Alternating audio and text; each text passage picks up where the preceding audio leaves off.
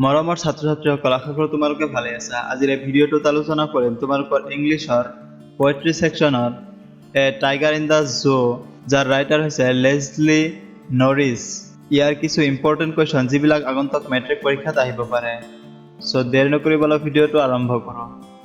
তোমালোকৰ প্ৰথম কুৱেশ্যনটো হৈছে write the meaning of the following: stalk, pad, brilliant, cell, strength, patrolling, lurking, silent. এইকেইটাৰ মিনিং লিখিব লাগে।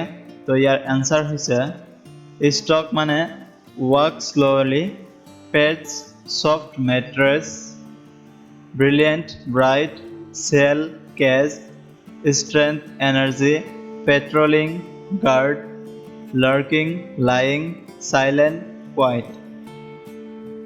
তাৰ পিছৰ কুৱেশ্যনটো হৈছে how does a tiger create terror for the village?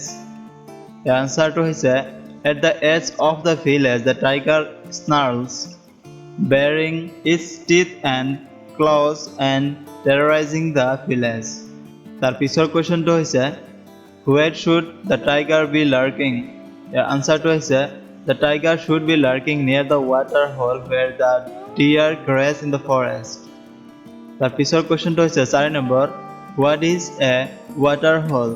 Why should the tiger be lurking near it?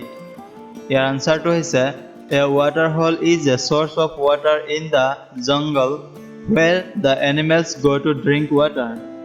The tiger should be lurking near it because the deer passes near the water hole.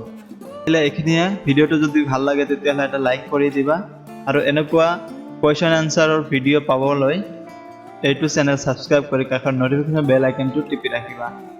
ধন্যবাদ।